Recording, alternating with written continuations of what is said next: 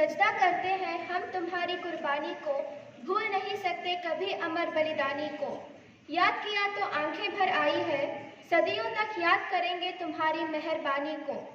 जमाने आए हैं जमाने आएंगे, इतिहासों में वीर आप लिखे जाएंगे। शुभोदय। भारत एक पुण्य भूमि है, भारत एक कर्म भूमि है, भारत एक वीरों की जन्मभूमि है। भारत के वीर जवानों की त्याग और बलिदान को सम्मान और गौरव देते हुए, शत शत प्रणाम करते हुए इस विजय दिवस के समारोह को मैं अक्षा मनियार आप सबको तहे दिल से स्वागत करती हूँ। 16 दिसंबर सन 1971 को बांग्लादेश मुक्ति युद्ध में पाकिस्तान पर भारत की जीत की याद में हर साल विजय दिवस मनाया जाता है। इस दिन पाकिस्तान की सेना 13 दिन के युद्ध के बाद अपने घुटने टेक दिए थे और भारतीय सेना के सामने आत्मसमर्पण कर दिया था। इस ऐतिहासिक विजय दिवस के नायक रहे भारतीय सेना के वीर जवान। इनके शौर्य और बलिदान को कोटि कोटि नमन करते हुए अब मैं एनसीसी कैडेट से अनुरोध करती हूँ कि वे मशाल को प्रधानाचार्य जी को सौंपें।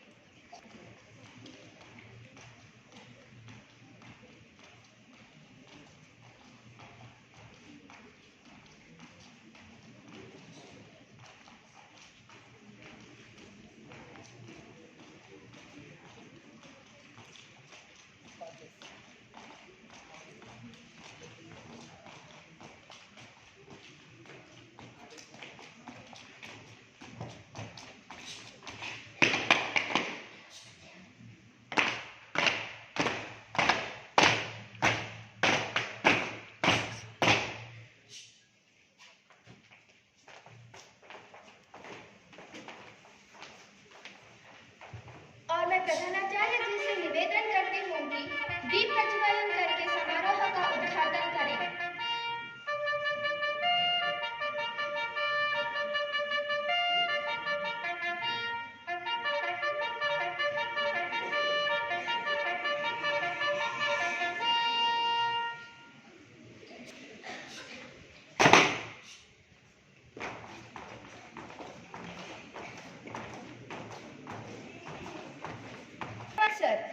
महान वीरों की जन्मदाता है भारत, तो ऐसे भारत का गुणगान गीत द्वारा करने के लिए आ रहे हैं मेरे साथियों।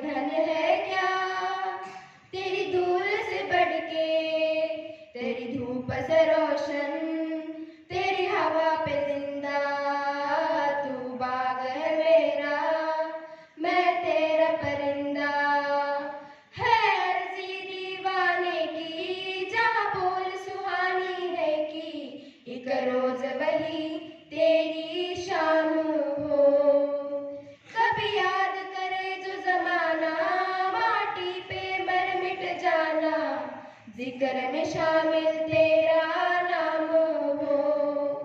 ओ देश मेरे तेरी शान पे सदके कोई धन है क्या तेरी धूल से बढ़ के, तेरी धूप से रोशन तेरी हवा पे जिंदा, तू बाग है मेरा मैं तेरा परिंदा। आंचल तेरा रहे माँ रंग बिरंगा,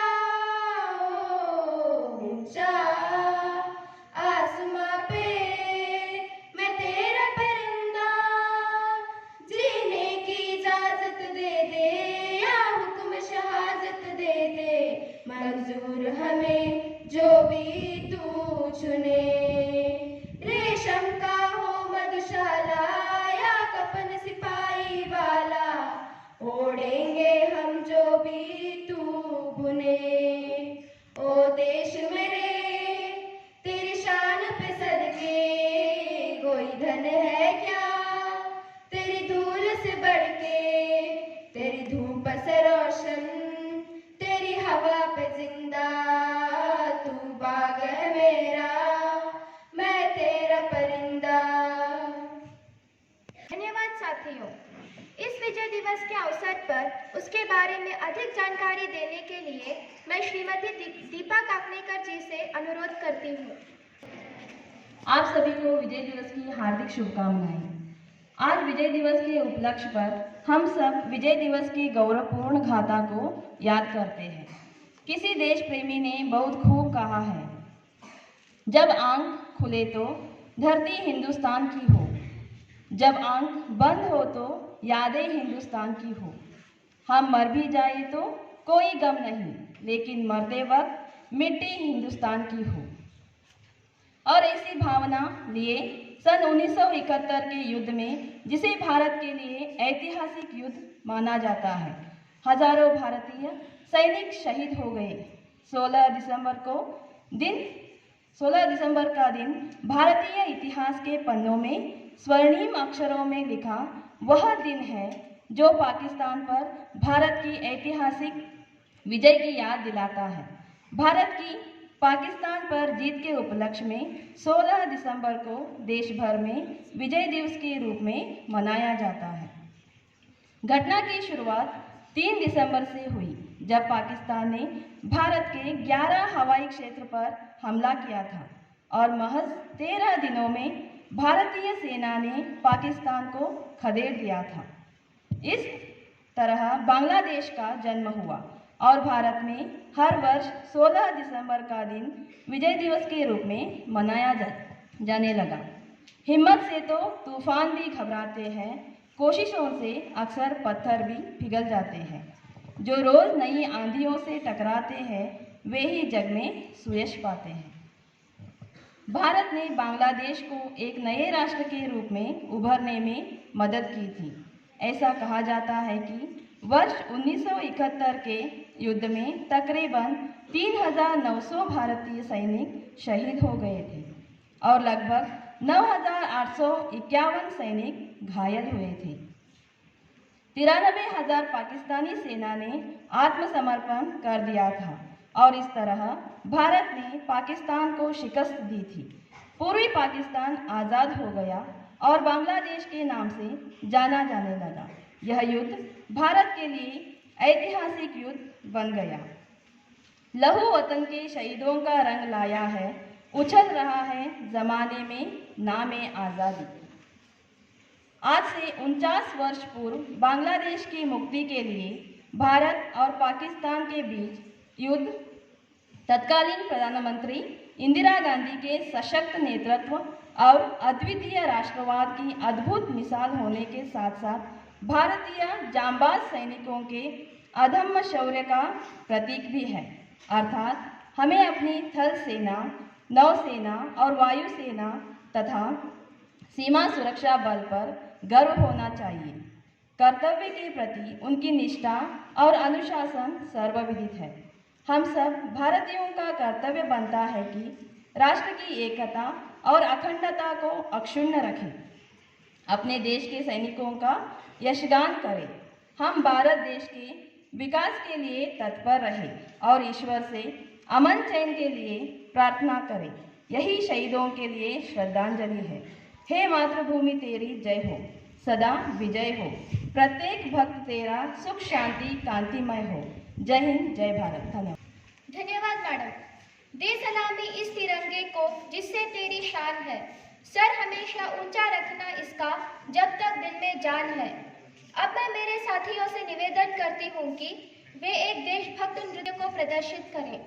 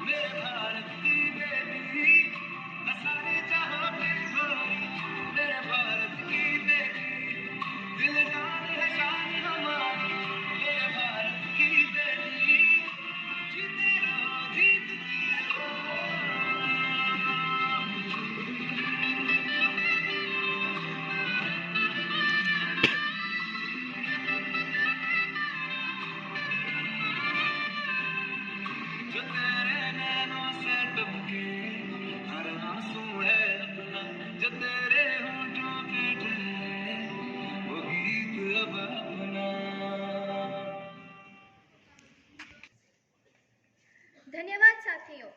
अब मैं प्रधानाचार्य डॉक्टर सीबी पाटिल जी से निवेदन करती हूँ कि वे इस विजय दिवस के अवसर पर अपने विचार प्रकट करें। 3 to 4 months at the maximum. Fine.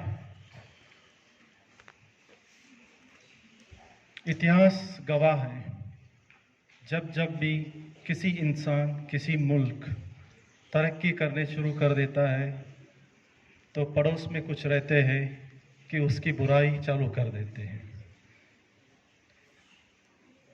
वही मैसेज स्प्रेड होते जाता है। India has fought 3 major wars with the northwestern country, neighboring country. One was in the year 1962, 71 and 1999. In all these wars, India itself has won. In fact, when Bangladesh has received its freedom, India was the supporting country to it. India had supported Bangladesh in almost all the possible ways with its resources. Then it was called as West Pakistan, so which was not digested by the northwestern neighboring country. Then the attack on certain air bases had begun on 3rd December 1971. It was concluded, the war was concluded by surrendering 93,000 soldiers along with higher rank officials of the neighboring country itself. At that time, it was Major General Sham Manekshaw was leading the front. He was the decision maker, and the Prime Minister was Srimati Indira Gandhi ji. Srimati Indira Gandhi ji, during her tenure as a Prime Minister of the nation, has always taken the strict decisions whenever it is to the stake of the reputation of the nation. So since then, many minor wars were fought between India and the neighboring country. But Bangladesh has always remained as one of the supporting country to India, and India has supported Bangladesh in all the areas, possible areas of development. See, very recently we have heard and witnessed it on the television that Israel had begun its war against the Hamas terrorists.